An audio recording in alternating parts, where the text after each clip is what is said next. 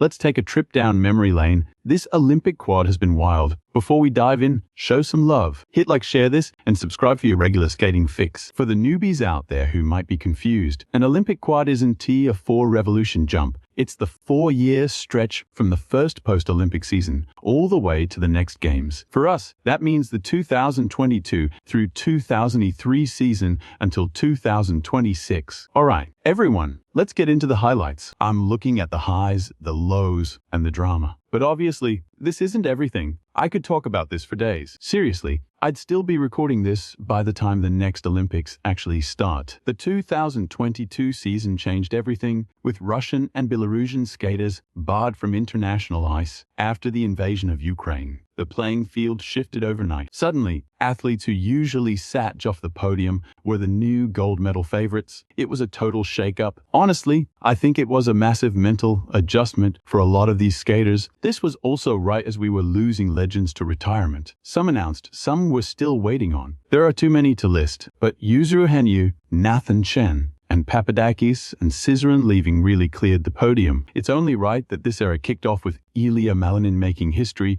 He landed that first quad axel at the U's International Classic. Then he went and did it again for a massive crowd at Skate America in Boston. That specific Skate America was actually my first leave competition. I'll always have a soft spot for it. I vlogged it back then. But please, no comments on the budget production quality. It was a learning process. Anyway, the pairs skating at that event, truly unforgettable memories for me. That's where I became a total pairs stan. Seeing it live is just different. I was completely locked in. I went in expecting to love Nierim and Frazier, which I did. Don't get me wrong, but Deanna and Max, that was my first time seeing them live, and they absolutely commanded the ice. The whole arena was buzzing about her. Coming out of retirement in her late 30s to dominate, unreal. Watching Deanna and Max take home the silver was just epic. The energy was insane. Skate America was also huge for Amber, who snagged her first Grand Prix medal there. Isabeau joined her on the podium, while Corey took the gold. I still get chills thinking about Star Andrews winning silver at Skate Canada and Maya Mahara's gold at the finals. Legendary. That final was pure chaos. Oh my god. But Luna Hendricks, she had a season for the ages. She grabbed gold in France, silver in Finland, and then silver at Europeans. That was actually her first European podium, though she'll get another medal later because of the whole Kamila situation. Then she managed bronze at Worlds after. Well, I'll be honest, watching it live, I thought she'd miss the podium because of her mistakes, but she did it, and Conti and Massey, best reactions ever. Watching them celebrate their bronze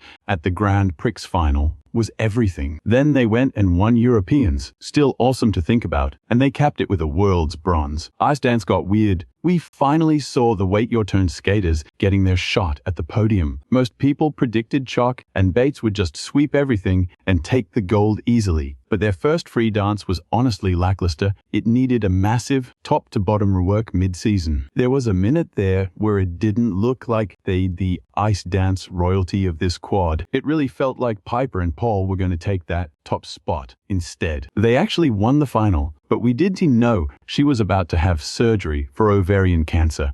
Chalk and Bates eventually found their momentum at 4 continents with a totally revamped program. They ditched the love story for a fire, an ice theme, then Mighty fell at Worlds, luckily not on an element. They still won their first Worlds title, though people are still arguing about that win to this day. Oh, and Daniel Grassel moved to Atiri's camp mid-season. During the doping scandal, it baffled the entire skating world, but he ended up moving back to Italy before the season even wrapped up. Think about that. Boston to Russia, then back to Italy. What a total whirlwind. Speaking of Kamila, I was absolutely obsessed with her Truman free skate that year. Even with those voiceovers at the start, I couldn't help it. I loved it. And Keiji Tanaka taking bronze at Europeans. His reaction was everything. Seeing Mattia grab his very first European medal is a memory that still sticks with me today. Then there was Kari Sakamoto. She snatched her second Worlds title on home ice after a seriously rocky season. Remember, she'd lost the Nunk Trophy to Lee Yin and then totally struggled during her Grand Prix final free skate. Worlds was nerve-wracking too, because she completely singled that planned triple flip in her program. But she nailed the triple toe loop combo, saving her score enough to win the title. You could tell she was disappointed, though. Still, A win is a win. She eventually laughed it off, running around the arena with security chasing her like it was a game. It was just totally awesome. Miyarin Kihara went undefeated, winning gold at a home Worlds. Then Shoma Ino went and grabbed his second Worlds title right there too. But he had a wrecked ankle. At the finish, he just collapsed in a massive emotional release. Oh. And before I move on, the run-through dropped their pilot right before Worlds, and they've basically become the heartbeat of the skating community since then. And, I mean, obviously, they've always been around since Ashley and Dam are former pros, and Sarah Hughes is an Olympic legend who's been all over NBC. But their podcast, total game changer for the fans. Anyway, let's talk about the 2023 to 2024 season moments that live rent-free in my brain. Daniil Grassel. Again, he got slapped with a suspension this season for ghosting 3 separate doping tests. Talk about a plot twist. On a high note, Amber Glenn landed her first triple axel at a home Skate America, and the place went nuts. And speaking of Skate America, Kevin Amos delivered the bolero performance of a lifetime to take silver. That was officially the start of Kevin's obsession with Texas. Sadly, his season went off the rails, ending with a 31st place finish in the short at Europeans. He ended up bailing on the rest of the season. But we'll get to his big comeback later. At the Nike Trophy, the podium was wild. Ava-Marie Ziegler took gold and Lindsay Thorngren got silver. Nobody saw that coming. U.S. Nationals hit Columbus, this year.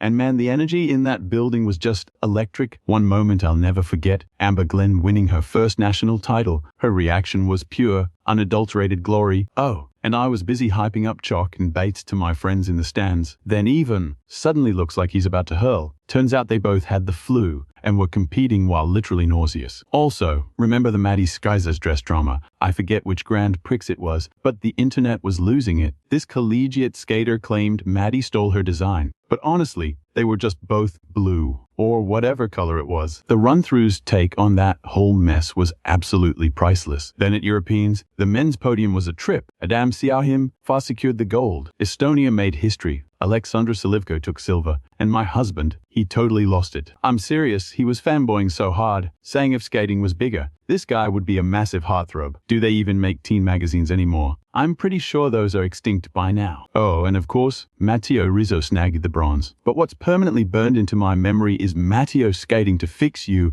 right before having major surgery. The commentator, Chris, said something like, "Yes, skating to fix you." And that's exactly what they were going to do to him. It was beautiful. Exactly what they're going to do to him after these championships. Then Lona Hendricks won her first Europeans, which was freaking legendary. Cam and Oshie also grabbed their first international medal at 4 continents. In February, the Court of Arbitration for Sport officially rejected Kamila's claim that a contaminated strawberry dessert caused her positive test, banning her for 4 years. Everyone was left wondering, was there even a grandfather involved at all? I can't even describe how wild the discourse was around that at one point, a video surfaced of some guy, and the entire fandom was like, that's definitely a paid actor. Oh, and Elisa Liu. She basically said, I'm out right after nationals, but now, boom. She is coming back. You're gonna want to stick around for that story. Montreal 2024. My very first time seeing Worlds in person. It holds a special place in my heart, especially because Ilia's free skate was pure, unadulterated electricity. 6 quads in one program. Most of us were already on our feet screaming before the music even stopped. It was breathtaking, honestly.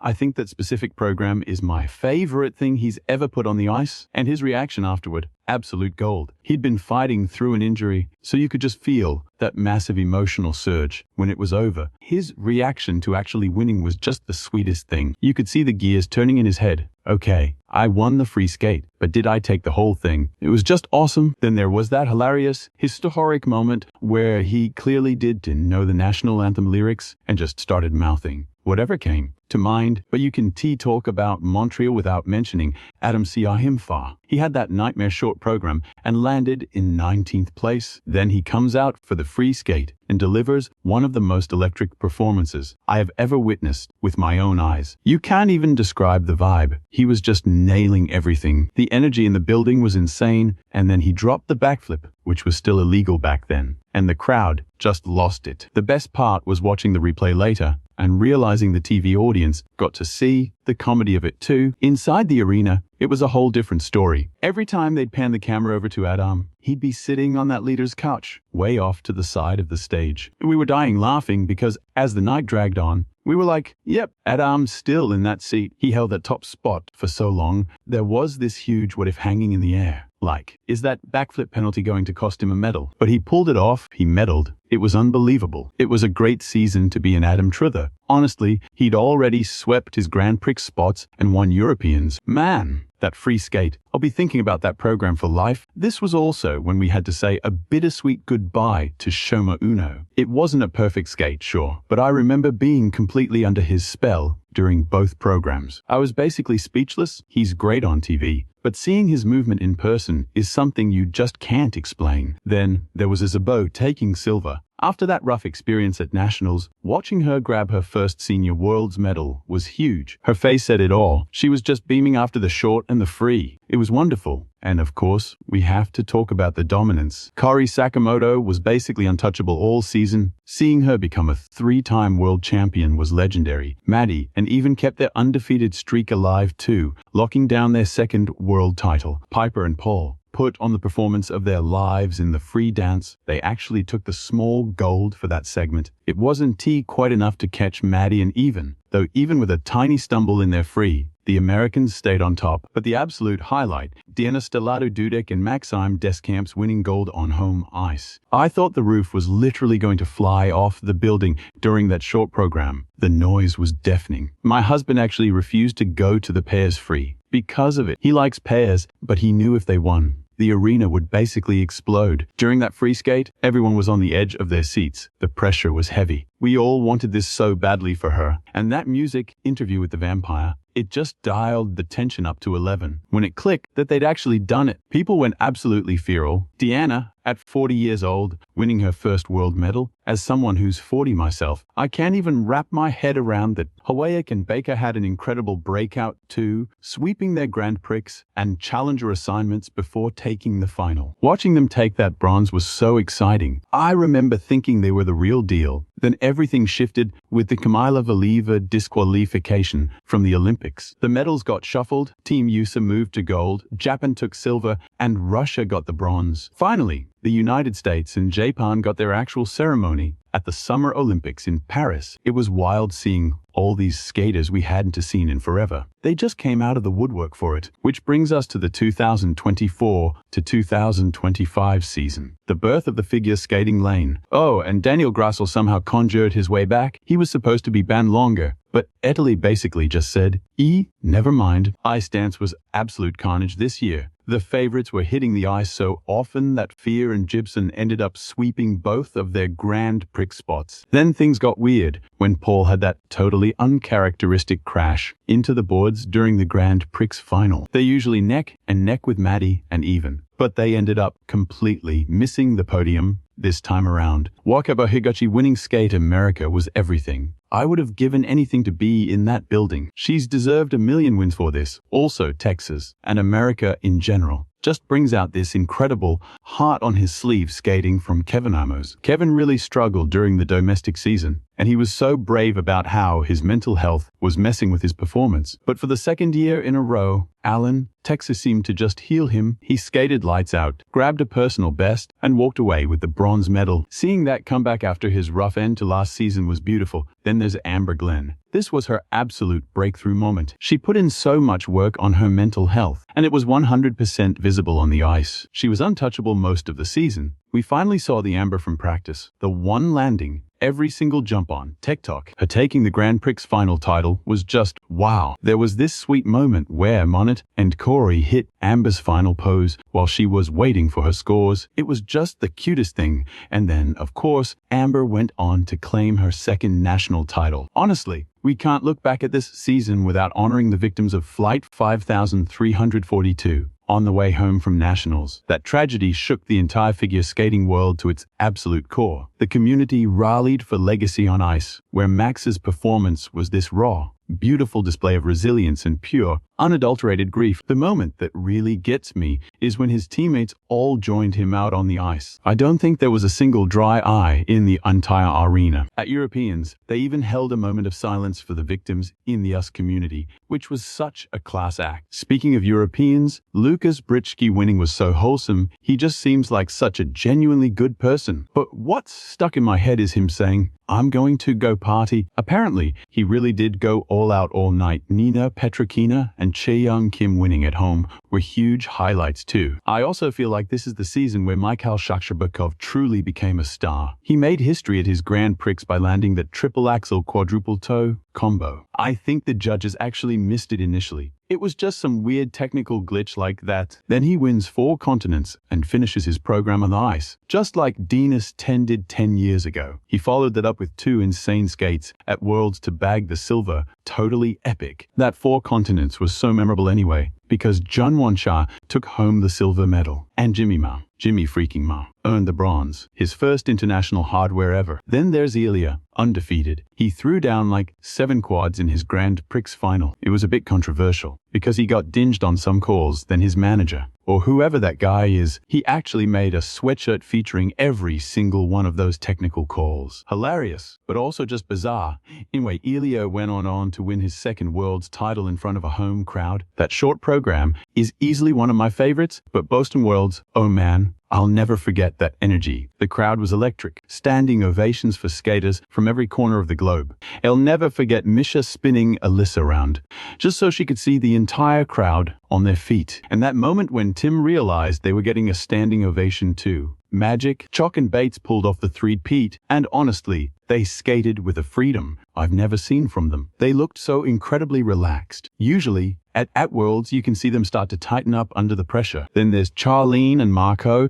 They're usually the ones running on the podium in 2nd or 3rd. They fell to 4th. Most people think it was that robot program. It just didn't land with the audience. Myra and Hara took their title back, with Hawaik and Niram right on their tails. I was so hyped for the Japanese pair because you just tell they wanted it every fiber of their being. But the best part of the whole season, Elisa Liu coming back from retirement, mic drop. Pure, unadulterated dominance. She steamrolled the Challenger Series before seizing the world title on home ice. That energy was unreal. And that what just happened, look on her face, was worth everything. We sensed greatness, but watching her storm the Olympics to claim gold while winning over every single heart in America, that was a whole different level. Look, I'm realizing this is getting redundant, since I already posted my 2025-2026 season favorites. No sense in retrading ground. I'll link it below. Let's move on, enjoy the off-season, and stick around, because I've got plenty more coming. Hit like, share the hype, and subscribe for more figure skating.